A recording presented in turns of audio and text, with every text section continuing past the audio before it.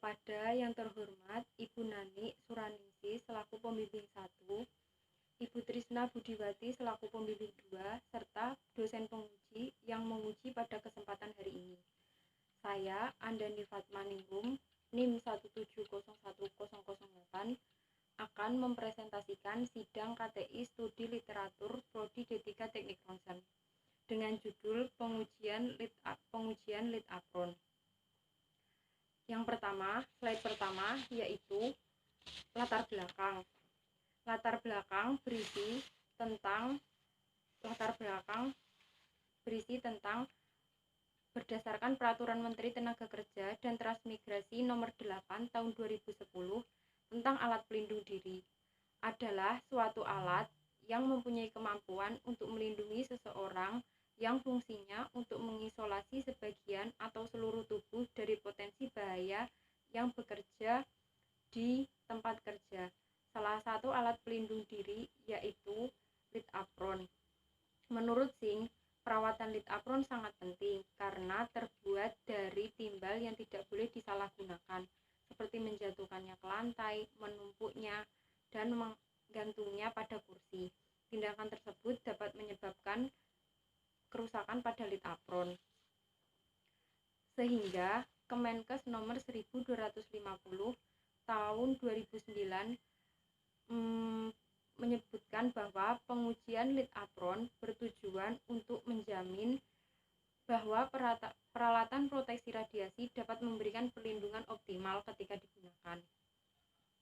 Berdasarkan pendahuluan terhadap beberapa penelitian yang berkaitan dengan topik tersebut, sehingga penulis melakukan penelitian dengan sebuah kajian dari beberapa pustaka, yaitu satu textbook dan dua jurnal. Yang pertama yaitu textbook Busong pada tahun 2017, berikutnya jurnal Rosser pada tahun 2009, dan jurnal Oyar tahun 2012.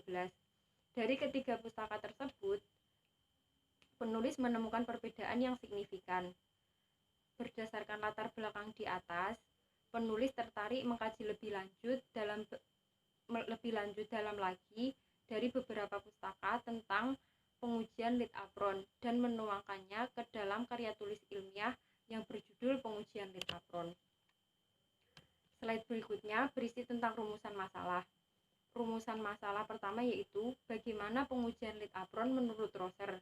Yang kedua adalah bagaimana pengujian lit apron menurut Oyar, dan yang ketiga adalah bagaimana batasan kebocoran lit apron menurut Rosser, dan yang keempat adalah bagaimana batasan kebocoran lit apron menurut Oyar. Slide berikutnya berisi tentang tujuan penelitian. Yang pertama yaitu mengetahui pengujian lit apron menurut Rosser, dan yang kedua yaitu mengetahui pengujian lit apron menurut Oyar. Yang ketiga, mengetahui batasan kebocoran lit apron menurut Rosser, dan yang keempat, mengetahui batasan kebocoran lit apron menurut Oyar. Bab 2 berisi tentang alat proteksi radiasi. Alat proteksi radiasi ada 5. Yang pertama yaitu thyroid shield, terbuat dari bahan yang setara dengan 1 mm Pb yang digunakan pada daerah leher, digunakan pada radiologi diagnostik dan radiologi intervensional. Yang kedua adalah lit apron yang setara dengan 0,2 mm Pb atau 0,25 mm Pb untuk digunakan untuk pesawat Sinar X radiologi diagnostik, dan 0,35 mm Pb atau 0,5 mm Pb untuk pesawat Sinar X radiologi intervensional. Yang ketiga adalah sarung tangan PB. Sarung tangan PB digunakan untuk fluoroskopi dan harus diberikan kesetaraan atenuasi paling kurang 0,25 mm Pb pada 150 kVp.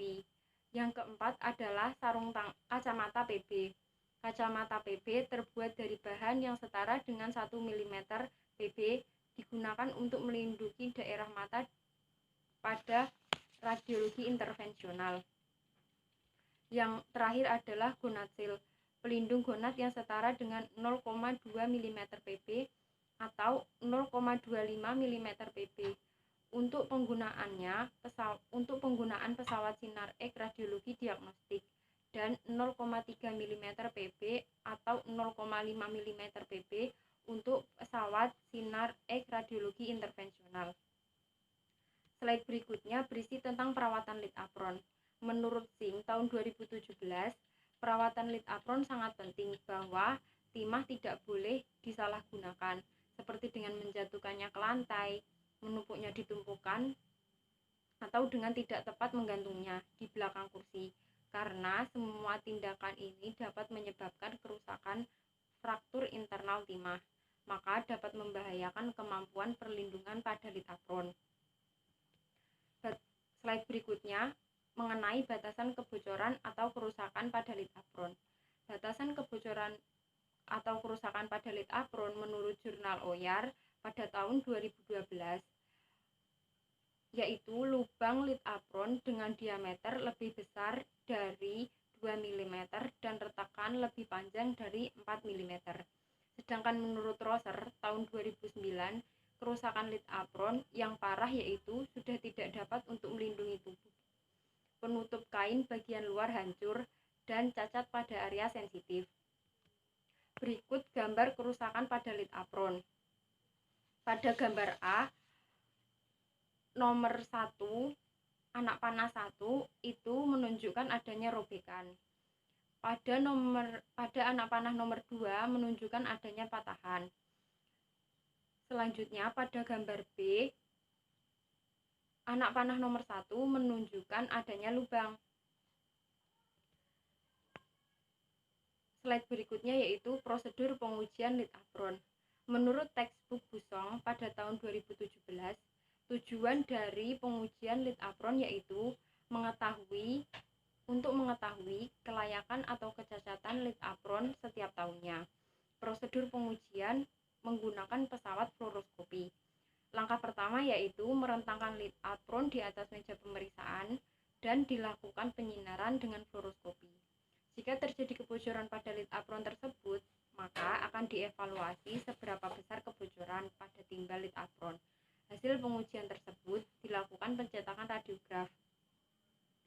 Slide berikutnya, menurut jurnal Rosser yang berjudul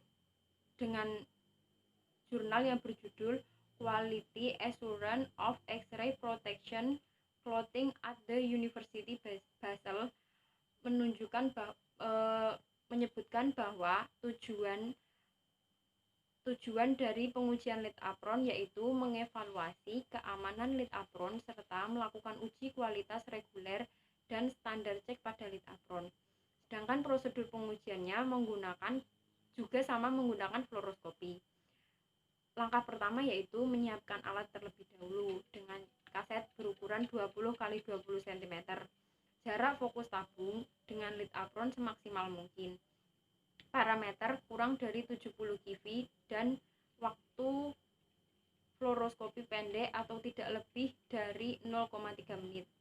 Langkah pertama yaitu merentangkan lead apron di atas meja pemeriksaan dan melakukan penyinaran pada area yang cacat pada lead apron, kemudian ditandai. Setelah itu, hasil dari pengujian akan diarsipkan dan disimpan. Menurut jurnal OYAR pada tahun 2012 dengan judul jurnal yaitu How Protective Are the Lead Apron with Gain Ionizing Radiation menyebutkan bahwa tujuan dari pengujian lead apron yaitu mengidentifikasi kerusakan pada lead apron dengan pencegahan keselamatan radiasi di area di mana personel bekerja dengan radiasi, serta lembaga medis bertanggung jawab untuk menyediakan lingkungan yang aman, baik untuk personel, pasien untuk pencegahan masalah. Untuk prosedur pengujiannya sendiri yaitu pengujian dengan menggunakan pesawat sinar X konvensional. Langkah pertama yaitu menggunakan kaset berukuran 35 x 35 cm. Kolimator dibuka selebar ukuran kaset yang digunakan. Atur jarak fokus tabung dengan lead apron selebar 110 cm. Parameter yang digunakan yaitu 100 kV, 30 320 mA 63 second. Selanjutnya melakukan evaluasi pada area adanya patahan, retakan, dan lubang di struktur internal.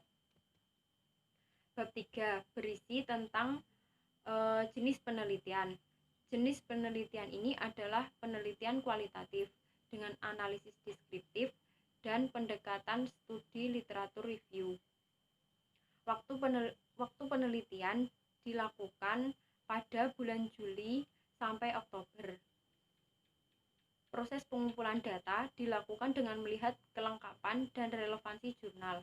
Setelah didapatkan jurnal yang memiliki kesamaan informasi dan tujuan, kemudian jurnal tersebut direduksi menurut kriteria kelayakan dan kriteria inklusi. Setelah itu didapatkan 2 jurnal dan 1 buku yang dikumpulkan untuk dijadikan sumber data penelitian. Dari data penelitian yang diperoleh tersebut, kemudian dilakukan pengolahan dan analisis data dengan cara literatur reviewing atau merangkum literatur untuk mempertajam, memilih, memfokuskan, membuang, dan menyusun data untuk memberikan informasi yang dapat disimpulkan dan memiliki makna. Bab 4 terdiri dari pembahasan prosedur pengujian lead apron yang digunakan untuk mengetahui kelayakan dan kecacatan pada lead apron adalah pengujian dengan menggunakan pesawat sinar E konvensional.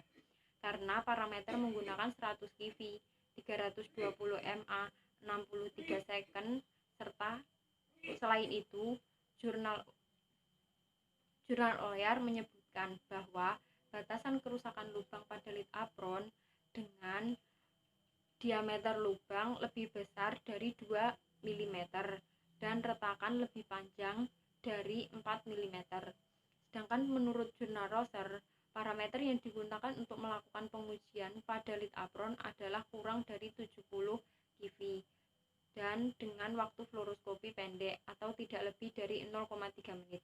Selain itu, untuk batasan kebocoran pada lead apron, jurnal Rosser hanya menyebutkan yang parah yaitu sudah tidak dapat untuk melindungi tubuh, penutup kain bagian luar hancur, dan cacat pada area sensitif. Alasan kenapa memilih pengujian dengan konvensional karena setiap penguji mempunyai batasan keparahan yang berbeda-beda, jadi tidak valid digunakan sebagai acuan. Kemudian slide terakhir adalah kesimpulan. Dari hasil pembahasan tugas akhir studi literatur dengan judul pengujian lead apron, penulis membuat kesimpulan pengujian yang digunakan untuk mengetahui kelayakan dan kecacatan pada lead apron adalah pengujian dengan menggunakan sinar E konvensional karena parameternya menggunakan 100 kV, 320 mA, 63 second. Selain itu, jurnal OER menyebutkan bahwa batasan kerusakan lubang pada lead apron yaitu dengan diameter lebih besar dari 2 mm dan retakan lebih panjang dari 4 mm. Sedangkan jurnal Rosser tahun 2009, parameter yang digunakan untuk melakukan pengujian lead apron adalah hanya menyebutkan kurang dari 70 kV dan dengan waktu fluoroskopi pendek atau tidak lebih dari 0,3 menit, yang menyebabkan setiap penguji berbeda memberikan kV dan MA, memberikan kV dan waktu untuk expose. Selain itu, untuk batasan kebocoran lead apron adalah hanya menyebutkan yang parah yaitu tidak dapat untuk melindungi tubuh, penutup kain bagian luar hancur, dan cacat pada area sensitif. Alasannya karena setiap penguji mempunyai batasan keparahan yang berbeda-beda, jadi tidak valid untuk digunakan sebagai acuan. Yang terakhir yaitu saran yang dapat penulis sampaikan pada tugas akhir studi literatur ini yaitu pengujian baik menggunakan fluoroskopi dan pengujian dengan menggunakan pesawat sinar E konvensional sama baiknya. karena dari kedua pengujian tersebut memiliki kesamaan, yaitu sama-sama menggunakan kivi tinggi serta menguji kelayakan lead apron yang bertujuan untuk mengetahui keamanan pada lead apron. Hanya saja batasan kebocorannya yang berbeda. Demikian presentasi dari saya. Wabillahi taufiq wal hidayah. Wassalamualaikum warahmatullahi wabarakatuh.